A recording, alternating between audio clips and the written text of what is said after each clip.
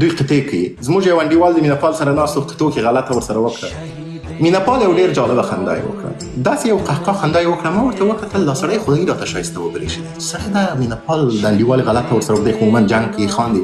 دا خندا مې تر ننه بیا نه ده ورسوي. خو زه سپی سره لګیا سوم. آشپز په دې وخت کې ډوډۍ راوړل. موږ شپږ کسه وو، شپږ پنځه قابونه راوړل. ما آشپز ته وویل که بیادر یک قاب بگم بیاد میناپال سام از ویلی سبو فرق مال کجا بل نمیفهم. دا بل انډیوال مې ورته وویل چې دی د جمعې لمانځه ته ولاړی. مال څنګه ولاړی وای دغسې په پښو روان سو. مال یار یو خدای دونه بې احتیاطه سړی دی. هر وارې موږ دی ډېر بې احتیاطه و میناپال. ما داسې یو وخت میناپال لیدلی د رئیس جمهور ویان دی، سړک په غاړه پر 3 بجې له یو واده نه وتلی دی، ټکسي ته ولاړ دی. زه دغسې خدای ما ورته چې و میناپال ده ولل په ما څوک څه کار لري. وایي زه میناپال یم، زه مینه ویشم. په ما به څوک آخر دغه میناپال نه پوهېږم. 10 که 15 مرمۍ وویشتل پر دا سر و پر غاړه 4 ناځوانان. ښه دی د جمعې لمانځه ته ولاړې.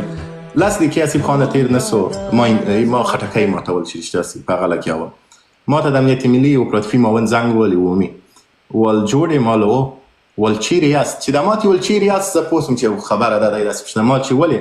ول زما سره یو 2-3 نور حکومتي چارواکي هم ناست. ول پام چې تاسو ونه وځئ چې پلان نه وي میناپال یې وویشتل درڅخه. صحیح دی. نور زه په ځان نه یم پوه سوی انډیواله چې څنګه بلا مې ټلیفون قطع کوي. د ده خبرو ته هم غوږ نه دی ویلی چې مه وځئ. څنګه ونه وځو؟ سړی انډیوال دی. جاوید فیصل بل مل وایي څه کیسه مال میناپال یې وویشتې. بالا موږ په ځان نه یو پوه سوی چې راووتلو. موږ بیا د خدای مدني فعالان دا د جمعې په ورځ موږ بیا موټروانان موټران رخصتول. دا د میناپال اصول و. هغه ول چې ورور نو جمعې په ورځ موټروان ولې ساتي، موټر ولې ساتي، پرېږده. موږ په ټکسیو کې تلو با وجود دې چې باډیګارډان هر یو سره ضد مرمي 1-2 ضد مرمي و.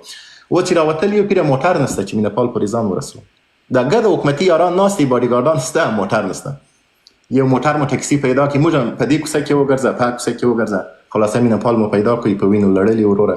دا چې په موږ هغه حالت څنګه تېر سو. صحیح دی.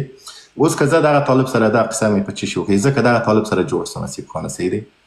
د میناپال میرمن چې زموږ خور کېږي، د میناپال اولادونه، د میناپال ورونه چې زه ورسره لیدم چې زموږ څونه کلک ملګري وو، دغو ته به زه په کومو سترګو ګورم کېده. کتلی سم ورته. بل ځوان درته وښیم، آصف توخی. صحیح دی. د زابل و. دونه یو نر یعنې په ځوانانو کې زه خپله هم شکر شه ځوان یم. د ده ځواني ما